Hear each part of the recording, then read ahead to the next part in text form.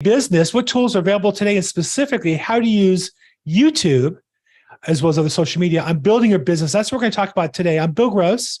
Welcome to Probate Weekly. We do this every Thursday at 4 o'clock Pacific time.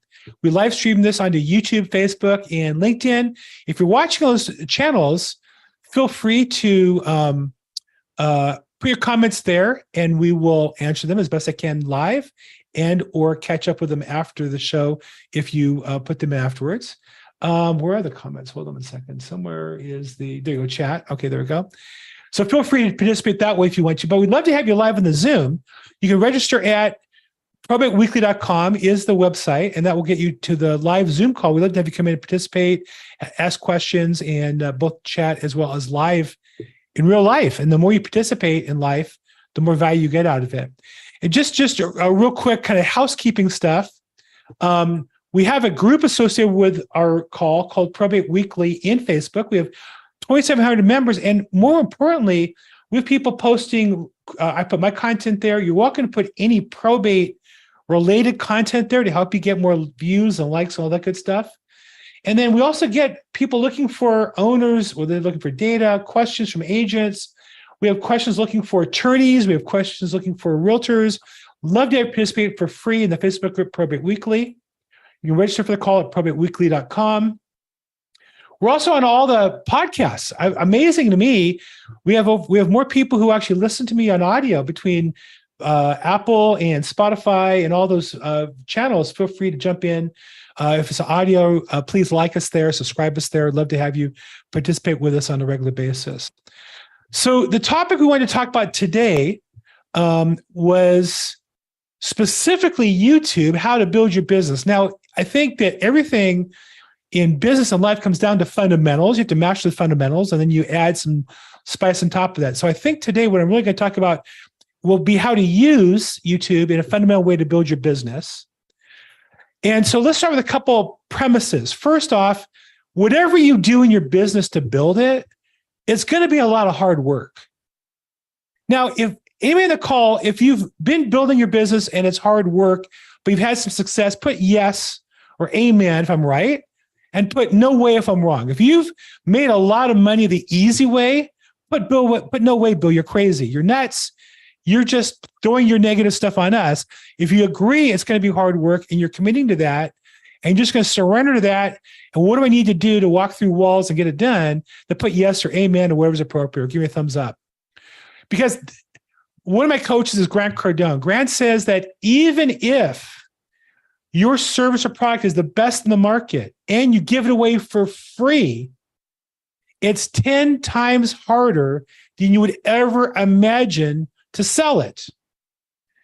Now, the first time I said that, I just wanted to pass out like, oh my God, are you kidding me? Are you kidding me? I work as it is. Now, I don't work a lot of hours. Full disclosure, I work 40 hours a week. I block out time. And I work very structured, and I don't do things during work hours. And if I do, then I make it up somewhere else. When I was younger, I worked more, but I work as intense, productive 40 hours as I can every week. But I heard Grant say that like, oh my God, I can't work anymore. I need to work smarter. That's what we're talking about today, is working smarter, not harder. So if you're up for smarter, not harder, you're on the right call. Put yes or I'm in if that's what you want to do to participate. So as what Grant said, you got to work 10 times more work to get stuff sold, but we don't have 10 times the hours, right? If you're working 40 hours a week like I am, I don't have another 360 hours a week to work. If you do, you're different than me. But what we have to do is work smarter and more productive and more effective. We're going to talk about how. So I'll share with you 4 years ago, approximately, I started as a real estate agent back in sales. I've been, in my generation, when you were in sales, the thought was you get promoted into management. That was a good thing, right? And in most businesses it is. In real estate, it's not. The last thing you want to do is go into management for the most part. I'm not talking about corporate executive management at a billion-dollar company. I'm talking about the local branch managers and general managers. For my money, they don't make as much as the top 10% of the agents in the office as a general rule. So there's part of the dysfunction of real estate is right there. But I went in that route, and I did that for 7-8 years in management and consulting and coaching recruiting. and realized I didn't like it. I went to the owner of the company and said, I just don't like this anymore. I'm not loving what I'm doing. At that time I was 60 and I don't want to do it anymore. And I didn't really have a plan. I went back into sales. I knew I could sell houses. So I started from scratch in this industry. About who here started from scratch? Somebody asked me earlier today, is this for new people? Yeah, it's for you. And those of you who need to relaunch, that's for you too. I started from scratch 4 years ago, March. So 4 years and 4 months ago. I went into a coaching program. All the leads at the time was coached by Chad Corbett. I see our current coach there online, Bruce, who's a great coach, he's with all the leads, but Chad, the coach then since left. And I think it's part the content, part was Chad. And I was just taken by the difference from where I came from in the Mike Ferry training, which was all about transactions and grinding out sales, to coming from creating value. Because I knew it was true that the money we receive is a reflection of the value we create for other people. So somebody says, well, how do I get more business? The real question is, how do I create more value for my customers and prospective customers? That was not a question I was asking when I was in Mike Ferry. It was, how can I get 40 contacts a day instead of 30 contacts a day? Right? Not more value. So I realized my business. I thought about probate, and Chad challenged us to go to court one day. And I went there and discovered for me a path in Los Angeles, where I was, to prospect every day by going to court. So I went to court every day. I was there at 7:45 to 10:45, 3 hours a day. I needed to average 1.5 contacts as defined by name, address, phone number, and email that somebody gave me to achieve my goals. And I did that for about a year and a half from scratch, and built a great probate business. And the day COVID closed the court down, I sat here and I cried. I had worked so hard to build my business from scratch. I had 0 leads, 0 listings, 0 buyers. And a year later, I had a huge pipeline. I did just start closing loans, and every deal canceled because of COVID, because my deals are almost all court confirmation at that time. Not to mention the way I was getting business was completely shut down. And I did cry. I mean, I'll be honest with you. It's not, I'm not proud to admit that, but it's part of life. And let's be honest here. And so I reimagined my business. What can I do? What will people need? What value can I create? And I came up with the idea of creating some online marketing. At the time, initially, it was conference calls. And then a coach I had, Casey Eberhardt, challenged us to do video. And I'm talking about the reasons why. And on one of the calls, he challenged us just to do a video a day. He said, I don't care what it is, record something and put it up every day. Pick one channel, Facebook, YouTube. I picked Facebook, which in retrospect was a mistake. But every day I record something. It was stupid. It was terrible. I was embarrassed. I just did it, kept moving on. But eventually I got a little better and figured it out. And then I moved this call, which used to be a conference call format, to a video format, and started doing other videos on a daily basis. Transformed my business. I moved all my lead generation from going to court to online, primarily through YouTube. And that's what we share today is what I do. So the amount of money we receive, the wages, the profit we get is a reflection of the value we create for other people. There's 3 factors that go into creating value for people. There's the number of people we talk to, the quantity. There's the quality of the interaction with people, prospects or past customers or contacts in general. The quality of that relationship. And the third is the leverage. What do I mean by that? Quantity, obviously the number of people you contact. But contacts are different. There's a difference between sending out an email to somebody who doesn't ask for it versus replying to an email to somebody who's asked you a question, versus texting, which is better, versus a phone call, which is higher, versus a video, which you think is higher, versus meeting a person, which is higher yet. So a contact isn't just a contact in a certain format has different value. So there's contacts, that's the quantity side of it. The quality is where do you move the person and how well do you do it? Meaning, who here got a bunch of Happy July 4th emails from people? Anybody besides me get like 2,000 texts and emails, right? Did that make you more likely to do business with those people? I mean, I'm not against Happy July 4th emails. If you enjoy sending them, you should do them. But I don't think that that's part of a strategy to get business. The quality of that communication isn't high. So if you know in math, you can have like 1 times 1 times 1 equals 1, right? Talk to one person in an average way, quantity 1, and leverage of nothing special 1. 1 times 1 times 1 is 1. 1 times 0, if you send an email out of 0 value to 50,000 people, 1 times 0 times 50,000 is what? Who knows the answer mathematically? 1 times 0 times 50,000. Anybody else besides me know that? Okay, I know I'm embarrassing some of you. 0. There you go. Winston's got it. Cheryl knows it. Very, very good. So if the quality of your content is a 0, now what if your quality of your content is a negative? I don't want to wade into politics here, but we're all aware of various times where companies made statements that offended customers, and as a result, customers stopped buying their product or service. That's a negative contact, right? So as realtors, we don't want to do that. I've seen realtors who put out email and got fired or got negative publicity nationally. We don't want to do that.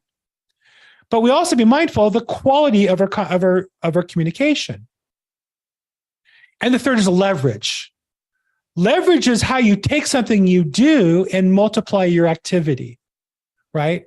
So for example, is this communication I'm doing with you right now more valuable than a blog post on this topic? I think so. If a blog post is 1 point, I'm thinking a video like this is worth 5 or 10 points. Not to mention, some of you, on average, are going to watch this for 10, 20, 30 minutes of an hour-long podcast. A blog post you might read for a minute. So I don't know the exact math there, but I also am leveraging this because I'm talking to not just one of you, I'm talking one to many, right? Right now we have 29 people live on the Zoom. We have people on YouTube. We have people on Facebook and LinkedIn.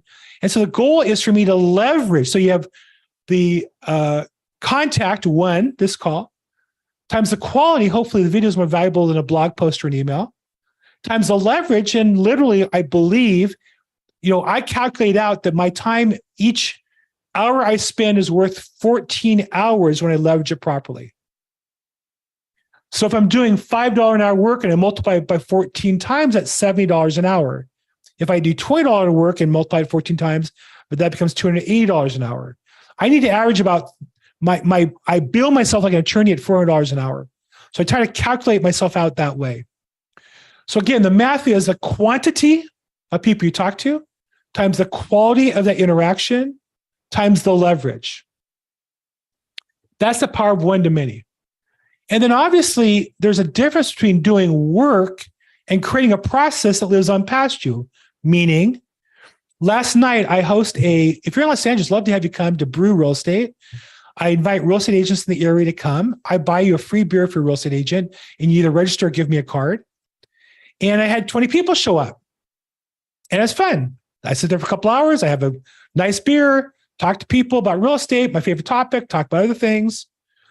But the marketing of that's all automated. I spent a couple hours to set it up, and the invitations go out and the reminders go out, and I just show up, put down my credit card, get the tickets, and buy people beer. I don't do anything other than that for that event because the process is leveraging me. Same with YouTube. When you put a YouTube video on, if it stays on for a while, YouTube's doing the work for you. They're hosting it.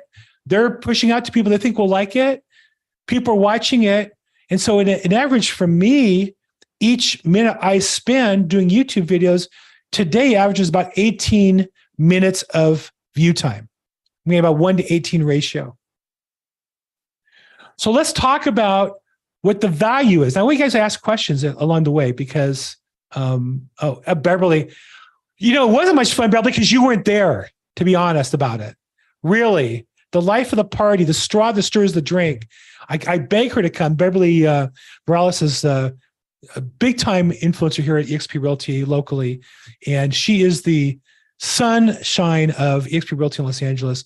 Came to my party, my event a couple months ago and has been back since, breaking my heart. Anyhow, Roger Lisi, I see your hand up. Roger, what's going on? Let's get you unmuted. You're muted on, I think I actually, there you go. Can you hear me now? You can hear me now? How You're about unmuted. now? Can you hear me now? I can't hear you though. You can't hear me Is now. it me? Can you guys hear him? Okay, it's on my end. Okay, hold on one second. Oh, obviously. Go ahead. I'm sorry, Roger. Yes, I can hear him. That was on my end. I'm sorry. Go ahead, Roger. Okay. I love this conversation that you started, Bill, and I go about it just a little bit differently. I'm in a different market than you. I'm in a much smaller market than you, and what I've had to do in order to maximize my time in front of people is I've had to basically grow a garden and then keep the garden fulfilled and watered and attended to. Sure. And that therein lies. I think you did that in the first 2 years with going to the courthouse, and that was where you had built relationships with people that would bring you business, the attorneys, if you will. And in a probate, trust, and guardianship situation, that's going to be a very important garden for you to tend to. Stop by, see how they're doing, bring some information to them, the latest stats that you have. Don't take a whole lot of their time, but make sure you're in front of them. And what happens to you with that is that you grow the referrals from that, and that's the prospecting that you do to get those referrals. Only a point to that is last week I got a phone call from one of my attorneys. Previously, over the last 3 years, I've done 2 probates and a divorce for him, and managed to do it. And it was actually a really good exercise in providing value first to those people, and then this senior attorney in the law firm, 2 years, 3 years later, says, Roger, my cousin just died. He's renting an apartment over here, and he's got all kinds of stuff. And Matt, one of the junior attorneys, says that you knew people to take care of all of that. Would you do that? What can you do for me? I said, give me the key and let me go take a look at it. Called him back. And I said, I've got just the way we can get all this taken care of. And I said, how much time do we have? Let's do it. He says, I got to get him out in 3 weeks. I got to get everything out of there in 3 weeks. I said, I don't have time to call an estate seller. So let me call 2 of my charities and have them come out and get this stuff out. They'll leave it in broom swept condition. We did. And he just sat there and he said, I don't know what I can do to pay. It's not something that you're going to be making money on, Roger. And I said, Jim, you've already helped me make money. 2 years ago, 3 years ago, I've done 3. Y'all have given me 3 referrals on stuff, and I really appreciate it. Don't worry about me getting paid for this. I'm helping you to do this. If you want to, how you're going to pay me with further referrals down the road. And by hey, here's the latest stuff that's going on in the market. And we sat there and we talked for a few minutes, and he said, I really appreciate this. And I said, how's your mom and dad? How's everything else going? And develop the relationship on a personal level as well as a professional level. So it's it takes away the opportunities or the dreaded task of cold calling, but it just continue to call. And then all of the attorneys that that it's probably not a cold call anymore. They know who you are. They know what you do. You're able to do that. Guardianships. The other garden that I'm starting to grow are the guardians. The guardians. Well, let's stop right there for a second, because I want to stop you and just make one point. I'm not telling anybody the way you should run your business, other than this. I'm telling you how I ran my business, and I'm going to tell you, you need to run the business that works for you. Now, you're right. I know you're in Arkansas and you're a smaller market, and I'm in a bigger market. My market's more anonymous. Yours is more personal, right? That's where I happen to live. I would, between me and you, I'd love to move. My wife isn't going to let us move. We have a grandson 4 blocks away, and we have another one on the way. So we're not going anywhere. But my point is, I designed a plan that worked for me. I don't want to go to attorneys' offices. I don't want to go out to lunch. I want to work 8 to 5. I want to work out midday for an hour because I need to for exercise. I feel good. I don't want to go to lunch. I used to with attorneys all the time. And when I was younger, I used to enjoy going to fancy lunches. I don't want to today.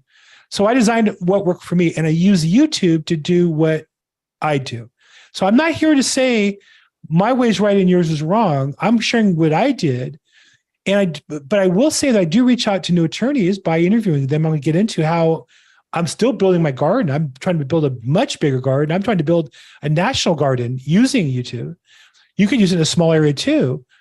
I know you just do some radio. This is really just a different way to get there, if that makes sense. Okay. I have a couple questions. I got to run off. Roger, thank you so much. So Courtney says, or asks, I don't know if you want to jump in. I know you do your own video, Courtney. I'm a subscriber on his YouTube channel. His is all that in a bag of chips. He says, what do you use to repurpose my content and place on other platforms? I'm going to get into the details of it a little bit, but you jump ahead a little bit. But I will say, technology-wise, I use a lot of things. I run a good-sized business now, and if I can automate something and delegate something and not do it myself, I'm all for it. So, for example, those you watching on YouTube, I'm bringing your video in that call to a program called Restream. And if you want, I could put a link in the chat with that, and I think you get a discount or a free trial or something. And then Restream, I've set it up to where it goes out to my other social channels, YouTube, Facebook, LinkedIn, and such.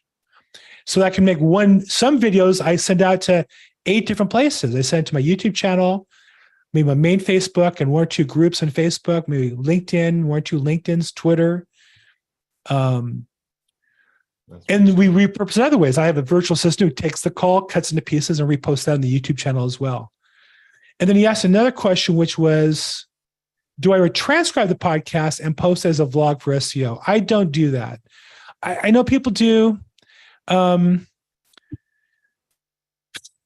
there's a lot of things you can do and spend money and time on, and I try to pick what I'm best at. So I'm not looking for people who are searching and find me and kind of that. I'm more getting the people I want to talk to. And the term, I think her Grant Cardone says, you want to find your prospects and smother them with your content.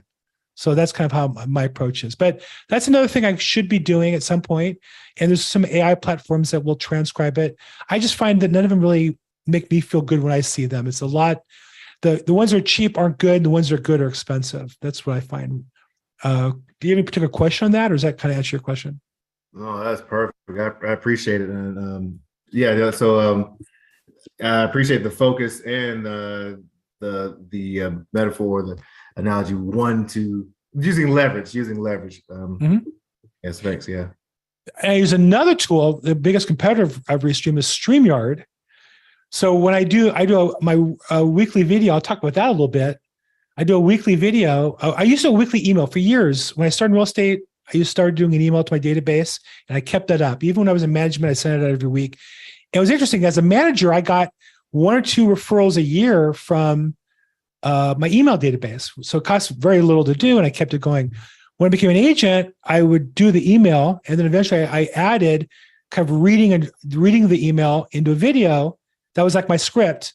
Record the video, put it at the top of the email, and post it on YouTube, if that makes sense. So I send that every week. Now that's become big to where I email that out, that I take that video and broadcast it using StreamYard to multiple channels as well. And I use StreamYard because it's a 4K, not just HD, a little better quality. My interviews, I try to do more on StreamYard because it's better quality and it's easy to restream them to multiple formats. But here's my point. Start with something. I do some YouTube shorts. I'm not the YouTube short looking guy when you go through your feed, but it's amazing how many people find me there and subscribe because of the YouTube shorts I've been doing, both live and recorded. And I would want to encourage folks too, if people are afraid of saying that they're new to probate, or maybe don't feel like they have that voice, that's one voice or angle you're coming from. That's exactly what I'm doing. I'm looking at the page, and then I'm just sharing. I'm educating myself through educating others, and I don't make any qualms or try to hide that fact too when I share folks. I'm saying, hey, I'm learning, so I want to share this with you, and it's like they come on an adventure with you.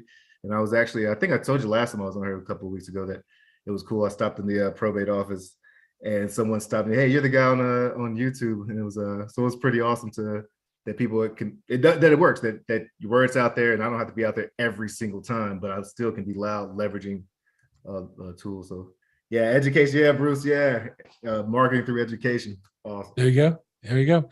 Well, also, if you look like Courtney, it's a whole different ballgame. I don't know what that's like. I got a little handicap. If I look like him, man, that'd be an easy street. Okay. And then it's now, while we're talking here, Flinner says to me, is it possible to call you regarding a blah, blah, blah? Yeah, Flinner, that's the reason I do this. It generates leads.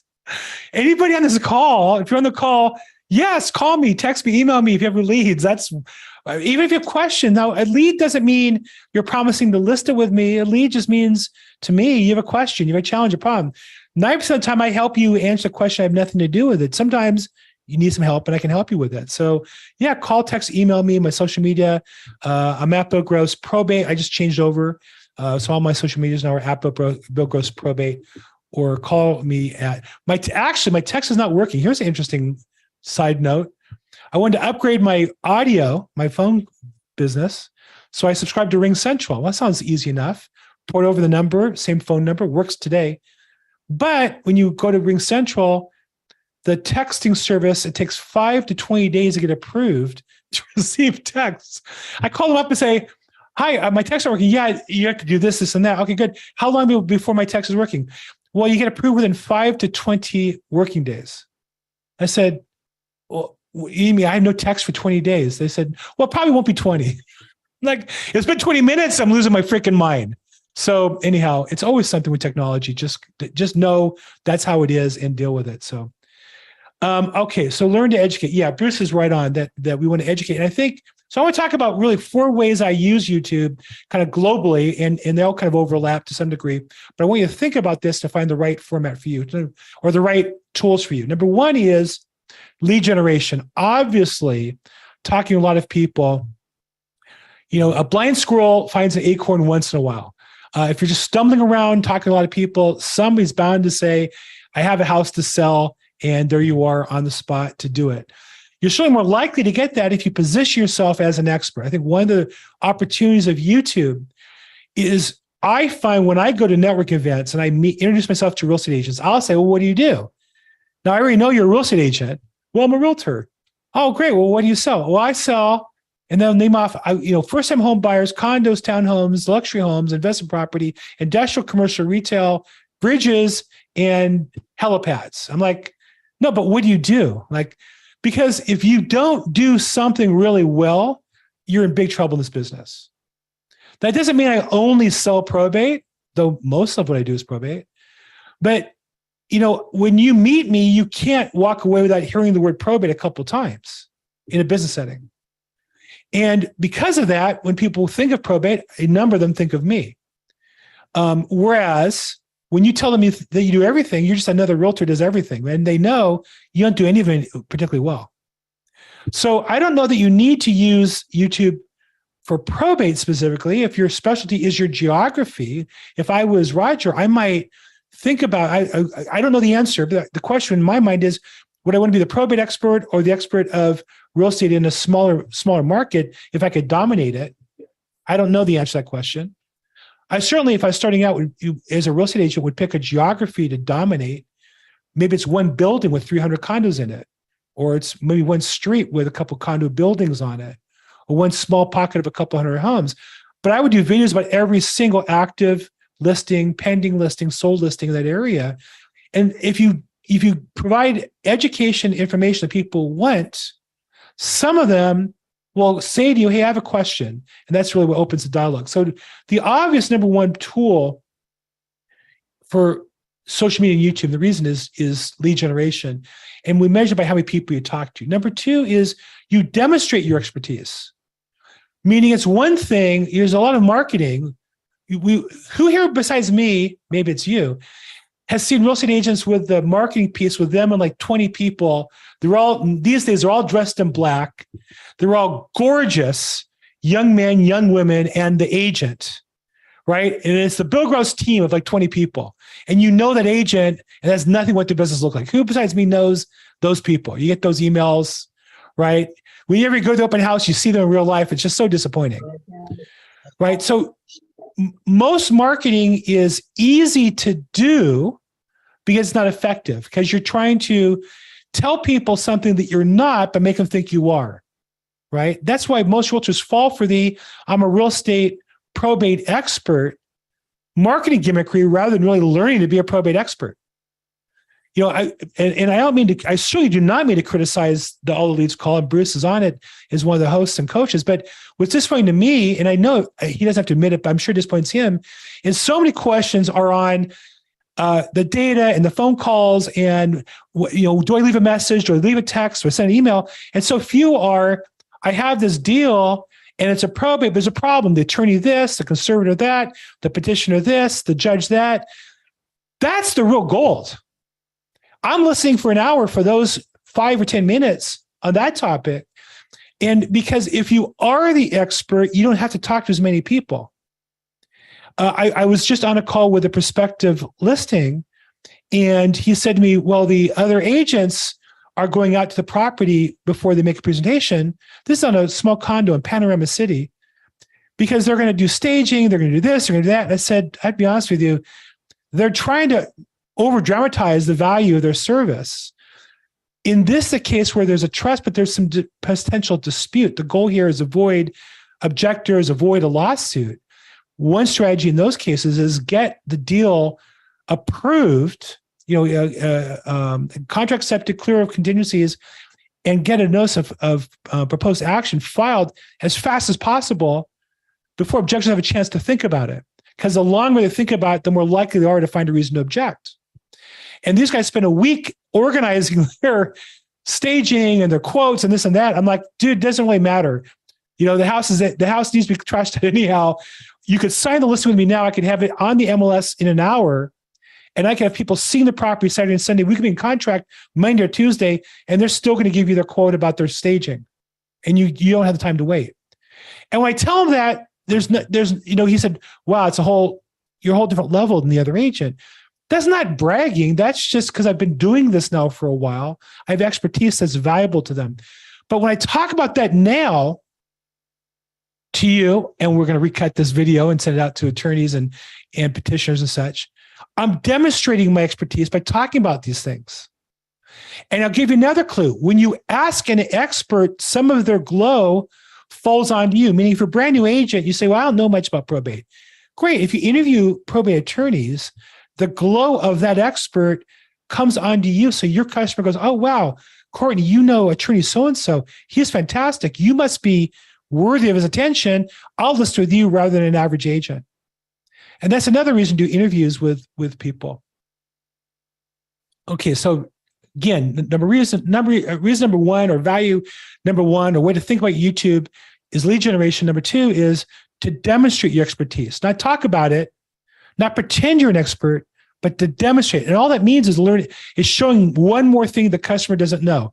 If you saw the movie with Leonardo DiCaprio, Catch Me If You Can, I talk about it all the time. The part of the movie where he is teaching a high school class, and he was the same age as the students, but they believed he was a teacher. I saw him interviewed, I think by Johnny Carson. How'd you pull that off? And he said, all I had to do was read one chapter ahead of where they were, and they assumed I was the teacher. All you have to know is one more thing than your customer does, your prospect does, and you're an expert. If you can learn it and demonstrate it. You can't just say I'm the expert, you have to demonstrate it. And that you can do that one piece of information at a time. I tell people all the time, go on my YouTube channel, take one video I did and just repeat what I said and video that. Okay, number three is it's the ultimate lead follow-up tool, right? So somebody has a circumstance, if you have a video, anything related to that at all, oh, by the way, I was just thinking about you. I know we talked about the importance of getting on the market quickly. Here's a video I did on that subject. Well, now they see you on TV or video or their phone talking about the matter. It's not just you saying it. Now it's the expert talking to them through the screen. I know that I had one example. I've only had this happen once, but it did work once, where I had a prospective seller say to me, attorney called us, recommended you. We'd love to talk to you.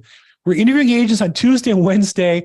We have 5 interviews set up. I have an opening on Tuesday at 3 or Wednesday at 4. And I said to him, hey, I'd be honest with you. If you think I'm one of 5 agents, you probably don't either need me or know who I am. If you have 5 other agents to choose from, I'm going to wish you luck. Pick one of them. They're probably all about the same anyhow. And I wish you luck. And if something goes wrong, please call me. I'll be glad to help you. I help people all the time with these probate matters. In fact, I have a show on the subject. And I sent her a link to this call. And she called back like an hour later and said, Bill, I saw your video and I didn't realize, but yeah, you really are the expert. I talked to the attorney. We went ahead and go ahead and have you list the property. Oh, okay, fine. Because it's the ultimate lead follow-up. And you can say, I'm not just saying I'm a probate expert because I'm cold calling you. I'm saying an expert because I actually can demonstrate my expertise. And you can watch it for yourself and listen to it. Tasha says she likes geography. Probate's a slow process, 3 to 4 months to close. Okay. I don't know one's right or the other, Tasha. I like geography too, particularly for brand new agents. I think it makes a lot of sense. Okay. Number 1 was lead generation. Number 2 was demonstrating your expertise. 3 is the ultimate lead follow-up. Number 4 is it's the referral power tool. It's the referral power tool. What do I mean by that? So I regularly get inquiries, and you all have seen, if you participate in my Facebook group or Chad's Facebook group or all these Facebook group, you'll see things like, I need an attorney in New York. It doesn't even say city or state, New York. And you see a bunch of realtors saying, oh, John Smith's the best attorney. Joe Smith's the best, Betty Booth's the best attorney. But what I've come to realize is that nobody's the best for all of it. The best is the expert for that particular case. What do they need specifically? And so I'll ask questions. What state, what county, what do you need done? Is it routine probate filing? Is it a contested probate litigation? Is it a trust administration? Is it conservatorship? The more specific you get, the more specific a referral I can give them. But then I attach a video of me talking to that person. So I'll say, this is a great attorney for evictions. I've interviewed 3 or 4 different eviction attorneys. They're all a little different. They all have different strengths and weaknesses. And I'll say, well, so-and-so is a great eviction attorney for your case in your area. And here's a video I did of them. I want my people to get the referrals. I want my farm to have all the plants around it growing nicely. Because if everybody around me is doing well, then eventually it all works out for me. So it's really important that we're able to both refer to people we want business from. So if you want business from an attorney, you want to be able to refer business to them. How do I do that? I have a video interview of them. And when I talk to somebody and refer to them, I say, oh, and by the way, here's an interview I did with them. And with every other vendor, lenders, escrow, title, I ask people all the time.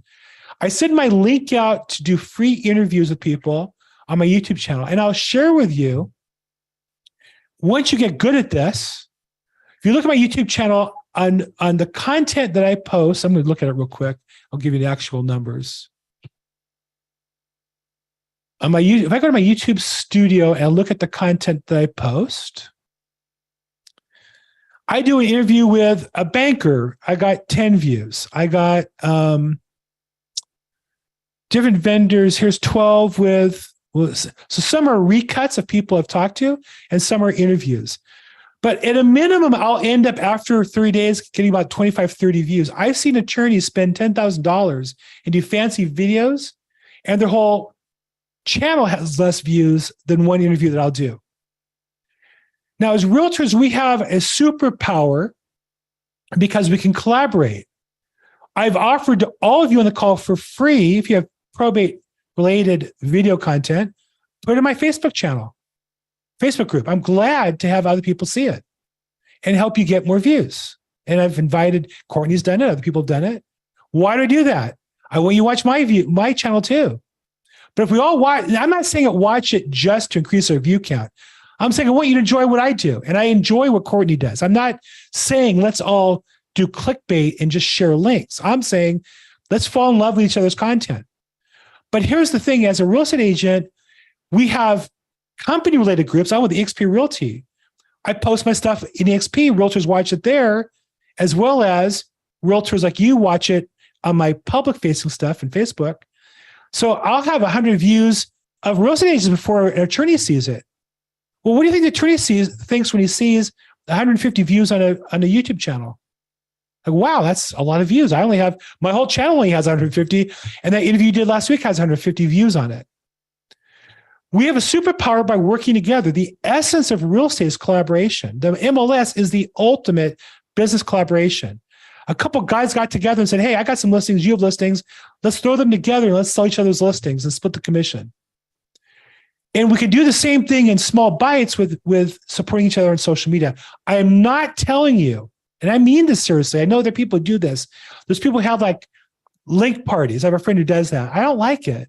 I don't want people to click my stuff just to get my view count up. I want people who actually like what I watch, what I'm putting out, who want to watch it.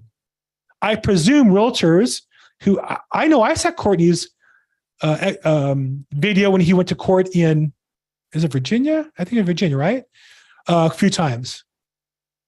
Where are you at, Courtney? Somewhere out that way. See, I got you muted. I'm sorry. Oh, North Carolina. Yeah. It's all the same to me. I'm in Los Angeles. So it's something you fly over to, you get to the Atlantic Ocean on the way to New York or Florida. I'm sorry, no disrespect. Okay, North Carolina in the South. Okay, but I found it fascinating. I enjoyed it.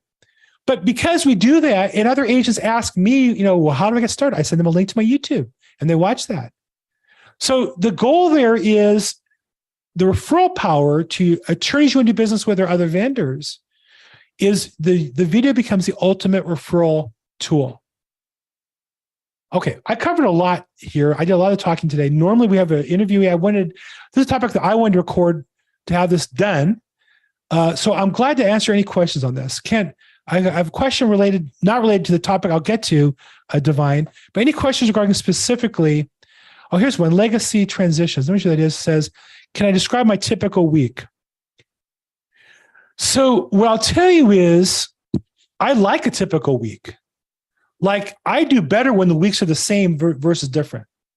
I crave uniformity. It's uncomfortable when it's not. Basically, my goal is I'm at my desk working by 8 o'clock, which to me means I have my cup of coffee. I sit down at 7:45 and I get ready. At 8 o'clock, I'm making my first phone call. And most days I quit at 5 o'clock. And most days, 12 to 1, I'm either swimming for an hour with the swim team or walking 3 miles for exercise. And during the time, my goal in the morning is to be talking to people to generate business, attorneys, lead follow-up, people who either need to sell a house or can refer me somebody who can sell a house. And most of the administrative stuff I do in the afternoon. And then I work... True confession, I work half a day on Friday. I work till noon. And then the other half of the Friday, I move to Sunday. It just works better for me that way. So I knock off usually at 11:30, 12 on Friday. And I work, I try to do all my computer work. Anything that doesn't require talking to people, I schedule that for Sundays. So I'll write content, I'll organize things, I'll do my computer work, do it Sunday. So Monday through Thursday, 8 to 5 with an hour break in the middle. There are days I'll work after hours. So what I'll do is, like, for example, last night, I hosted an event from 5:30 to 7:30. So I'll take an extra 2-hour break in the middle of the day to relax, to spend time with my wife, because I'm not going to work more than 8 hours a day. Now, I'm 64 years old. I pace myself. I also exercise every day. But I also believe I work more effectively when I have a limited amount of time, because if I only have a certain amount of time, I'm going to get things done. So I hope legacy, that answers your questions. That's my typical, about as typical as I can explain it. Okay. Hey, everybody should put your contact info in. Feel free in a network here. I know there are some Zoom calls tell you not to do that, but you all should feel free in my calls. Put in your information, put in your name, address, what area service, your email address, your social media handles. your YouTube channels, put links to stuff in. Love to have you share that information. So a question I got regarding a probate is, this is a great question. Divine, I don't know if you're on the call or not. There you are.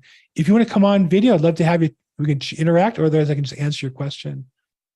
But she asked a question: can living trust be disputed or contested? This is one of the biggest. There's two huge, commonly misunderstood factors in probate. Number one, by far, is that a will avoids probate. That's certainly not true in California.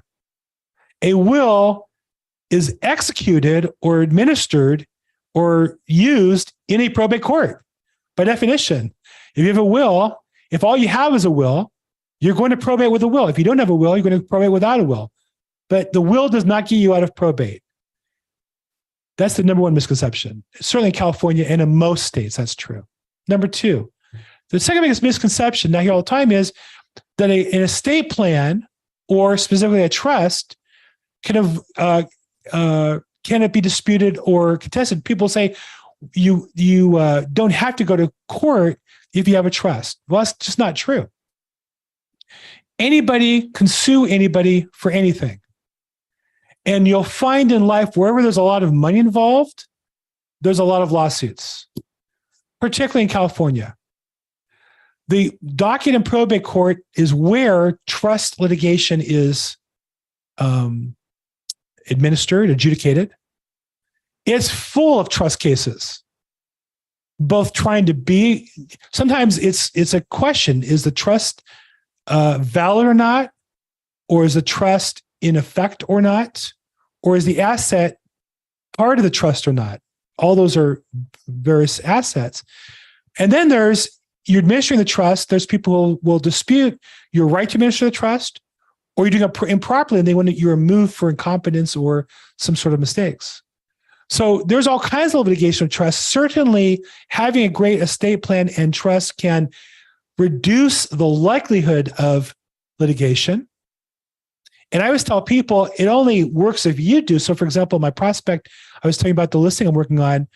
I tell them the longer you wait, the more likely there's litigation. You're just giving them more time to get upset and to find somebody who will encourage them to file a lawsuit. There's nothing good in real estate. There's nothing good that happens to a listing until it sells and you get paid. If you're the seller or the agent. True or not true? Is there anything good that happens? I mean, maybe you get some referrals on the sign, but other than that, there's really nothing good that happens to that escrow. It's all bad. The day you list it, if it closed the next day and you got paid, that'd be great, right? So same in trusts. From the day the decedent passes, there's nothing good that happens until whatever you want done with the assets is done. And until then, you're just rolling the dice until somebody sues you. That's just how it is. Okay, Cheryl asked a question. If I'm new to focus on probate, what would be a good topic to start with to introduce, or do you just go right into sharing content? So Cheryl, what I would say is, I don't know if you've taken any kind of training class. I am part of Chad Corbett's Probate Mastery. I think it's great. I think it's a fantastic program. And I think he does a great job explaining where it comes from. I think Bruce is on the call here, allleads.com. He does a great job as a coach as well. But what I tell people is you should be learning. Like, for example, I joined the local bar association as an affiliate. I'm not an attorney, but they, just like we as realtors have affiliates that join the Association of Realtors, lenders and escrow. I'm an affiliate to the attorneys in the bar. I also joined the American Bar Association affiliate, and I get their magazine. Probate and property. Two of my favorite topics. I'm going to sit down and read this magazine. And every time I get it, I get one or two good ideas. Now, some of it's over my head. Some of it doesn't really belong to what I do. But I get one or two good ideas or one or two leads every issue. But here's the thing, Cheryl.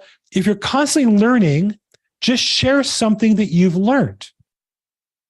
Right? So like on this call, did you learn anything today about probate? I don't know if you want to mute yourself. Did you learn anything about probate or trust or anything today? Not about how to get business, but about how probate or trust works. Did we talk about anything that was new to you? Yeah, a little bit. I didn't know that trust actually had to go go to court. I didn't know that. I thought it was just a silent, transfer. Well, let me be clear. Trusts don't have to go to court. Okay. But they might. But they might. Yeah. I didn't even know they, There you go. That part. Now, what you might do is, Cheryl, where do you do business? I'm in Maryland, the DMV, DC. DMV, Maryland. got it. Yeah. So you might want to find an attorney in your area that you'd like to work with. Just ask the question. I'm curious. I'm learning about probate. I just came. Now, it might not be true in Maryland. Mm-hmm. My guess is it is. My guess is it's similar, but I don't know Maryland law at all. I'm in California. Okay. So you might ask. I'm just curious. I was on a call with somebody who really knows California. He doesn't know Maryland so well. I know the goal of an estate plan with a trust is to avoid going to court. Do trusts ever end up being litigated in court? And ask and to find out and take some notes. And then you just share that or video that. Say, would you mind if I ask that question? I videoed you and shared it on my social media. What attorney would say no to that? Answer, stupid attorney. Because you're offering for free to publicize them and share their information, right? Right. So, yeah. And then, so the other part of that was like, I don't have a social media presence. I have an account getting ready to go, but I didn't know, what was your first one? Your first one might have went straight in because you were already probate. So I was wondering how other people introduce themselves, as you, or you just randomly, just one day, your first video, just boom, probate. Okay. Well, I was on Facebook and I just did video into Facebook, and I don't think I ever saw it, but yeah, I just did one. Okay. Thank you. You got to start somewhere. And if you do it every day for 100 days, you'll get good at it after 100 days. I promise. Awesome. Thank you. Sure. There's some free coaching in that one, by the way. Okay. Miguel, what's up, Miguel? Let's get you unmuted. What's up? Hey, buddy. Thank you for sharing your info. Just wanted to add a comment. Oftentimes, you say, how can I get to an attorney? How can I get their attention, right? Uh-huh. What works for me is you as a realtor, you can also have some ideas or you can refer them business. So you can come with you come from contribution. You can talk to any probate attorney and say, hey, I also have clients who want to do a living trust. They're maybe in need of family law or anything, whatever their expertise. So they can see, because the attorney looked at the realtor as somebody who doesn't know much to do, So you can always position yourself as an expert by also giving them some chance to, perhaps they can refer business back and forth as a win-win. So that's my comment. Well, I teach a class called the 11 Ways to Generate Listings in Probate Real Estate. It's on my YouTube channel. And one of the 11 ways is, I think every realtor should be promoting their clients, prospects and past clients, to getting an estate plan if they don't have one already. Contact all those that don't, to invite them to see a program. Those that do need to update it, review it every period of time. And I've interviewed on this channel numerous estate planning services and attorneys. And so I think you all should find one or two that you feel comfortable recommending or inviting people to share, and invite your customers to that. And when they need the plan, you invite them, you refer them to an attorney. That's how you get business. So Miguel's right on about all that. Courtney had another good suggestion, which is you put your browser in incognito, do a Google search on probate and your market area, like probate Maryland or probate Baltimore or probate Washington, D.C. And you'll see questions people are asking and research those questions and make videos on those. I always feel like make the video on what you learned, right? Because you now have learned the topic and share that with the next person. That's another good way to get some content. Also, ChatGPT, you can ask questions. What are common questions that consumers ask about probate in the state of Maryland? And you'll get a list of questions that way as well. But again, I would try to find something you learned, and then you can share that information. Use your state website, and your county website has great content on probate. If you've read that, you'll learn one or two things and share those one or two things. Okay, so thank you for sharing your contact info, Tasha and Miguel. And then Divine asked me about the trust litigation. Is there time limit to dispute things? So again, anybody can sue anybody for anything. There is a form called a notice of proposed action, where it's filed with a court, and then you would send notice to all parties saying, we plan to do this. Generally, if they've been given fair notice, 15 days if they don't respond, or they might sign a acknowledgement they got it. Generally, the court will, that's a high standard now to get over. You can't say, I didn't know you're selling the property. And the court will kind of lessen the presumption that you did the wrong thing. It's certainly not a guarantee. Again, it may consume me for anything. But the reason why we do in probate with full authority notice of proposed action, the title company requires it. And on trust is a good practice as well, if you believe there's an objector out there to avoid that. Bill, can I expound on that question a little? Sure.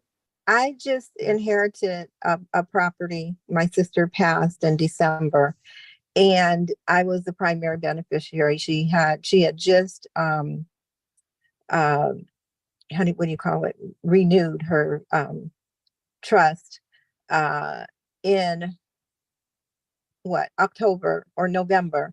But the previous trust that she had, 2018, I was still named as primary. She just changed the secondary trustee, successor trustee. So my attorney sent out a notice to my siblings and the children of my deceased siblings, and sent them a copy of the trust and everything. And so he told me they have 4 months to contest it. Well, they called him and told him that they wanted to contest it last week, but July 3rd was the end of the 4-month period. And so he really hasn't done anything with it because he's not their attorney. So, he's like, go get your own attorney. Well, so that's why, I don't know about Divine, where are you located? In California, Diamond Bar. In Diamond Bar, that's where I used to live. By the way, tomorrow in Diamond Bar, 9:00, agents helping agents at the Holiday Inn in Diamond Bar. I'd love to have you come. Free coffee, breakfast. Any agents welcome to come. What if I'm not an agent? What do you do? I'm wholesaling. Special for you, Divine. Come by. I'll buy a cup of coffee or breakfast. Okay, sounds Just good. anybody else has to be an agent, but you're the exception. You're special, okay? Okay, thank you. But what I'll say is, I don't know about having to wait 4 months. That's interesting. I don't know the particulars. I'm not an attorney. But what I can say is, when there's a 15-day notice, what I tell my client is, I don't know the law, but here's what I know. If we can close out on the 15th day, we want all contingencies cleared. And I feel like a sprinter at the Olympics, a 100-yard dash. Like, we're ready to go. The second that notice is gone, boom, we're recording it. Because what you don't want is, if the notice period's up July 3rd, and then here it is July 7th, and they file an objection, you have 2 problems. Number one, they're objecting to your sale. That's a problem. Number 2, the other heirs who aren't objecting to sell could say, hey, you should have closed by now. Because you delayed things, you created the opportunity for a lawsuit, and all this money being wasted on lawsuits is your fault. There is nothing good that happens when that period's up. And that's why I tell people, when we do notice of proposed action, we're ready to go. Everything's ready to go. All the paperwork's ready to go. No stories, no excuses. No lender needs this. Everything's done. Because day 16, when the objection shows up, we want to say, sorry, not sorry, right? Right. That's your job. Yeah, I'm not selling the property though. I'm keeping it and I'm refinancing it, or putting it in my name. And so then, what's the notice of proposed action about? What is it you're noticing them that you're going to do? Well, they have not done anything yet. They just called my estate attorney and said that they want to contest it. The first thing they asked Contest for what? was that I don't know, the trust. They haven't stated why, because my sister, what do you call that when you Restate the trust? Yeah, when she just changed the beneficiary. Anyway, she changed it in November. Amended. When she amended it, thank you, So, when she was sick. Right. But her 2018 I was still listed as primary. She just wanted to change the secondary person. So I have no idea. They haven't told my attorney what they're contesting, and he's kind of taken a no approach, because he's like, I'm not your attorney. As a courtesy, I sent you a copy of the previous trust because they asked for that. And his rationale was, send it to them because you were primary beneficiary before, and so they won't lawyer up. Well, after he sent it to them, they got notice. They sent a letter to him saying they wanted to contest it and was asking for a case number. And he's like, there's no case number, and I'm not the right person to call if you want to contest it. You need to get your own attorney. Something doesn't sound right, because you can only contest taking some kind of action, right? I mean, if there's nothing to be done, for example, the property is still titled in the name of the trust. Right? Yes, and I just I said I better do something quick because I'm working on refinancing it, and they told me that they would take care of the title change during escrow or title. Right. And then as of yesterday, I called my attorney and told him just go ahead and put in the affidavit to change the title. You bring up another very important point, which is, when you inherit property, even in a trust, so it's in the mom and dad trust to the son trust or daughter trust. When you deed that property, if you're just doing a deed and record it, but it's not part of a transaction, there's no title insurance. And so what happens is it's a higher bar when it comes time to sell the property, and it's easier to contest versus if you refinance it, you're getting title insurance on that deed. So the title company is kind of putting their stamp on it. Anybody's objecting has to really complain to the insurance company to get paid rather than being able to sue you directly. So to me, getting it refinanced is a good move if you need to, obviously. But at the same time, you're going to get the title insurance. You'll do the transfer in that refinance. I think that's also a very good move. So. Okay, good. But I get it done quickly. Also, rates went up today quite a bit, but I would get done quickly because there's nothing good that happens until the transfer is completed. Yes. Okay. Thank you. And I'll Sure. see you in the morning. Thank you for the Look forward to invitation. Okay. Okay. I think I answered all the questions on the YouTube and Facebook. Thank you guys for participating there. We really appreciate you being there. If you're watching after the fact, I'll circle back and hit everybody. For those who participated live today, thank you so much. And thanks for our regulars for coming and seeing you. We do this every Thursday, 4 p.m. Pacific at probateweekly.com. And if you missed this or want to see the past episodes, you can go to episodes.probateweekly.com. I'd say call or text me, but my text isn't working. It's a whole drama. You can call me or you can email me, bill@LAProbateexpert.com. I'm on social media at Bill Gross Probate. We just changed my social media to at Bill Gross Probate. Hope to see you guys soon. Thank you for being here today. Make today your best day ever. Thank you, everybody.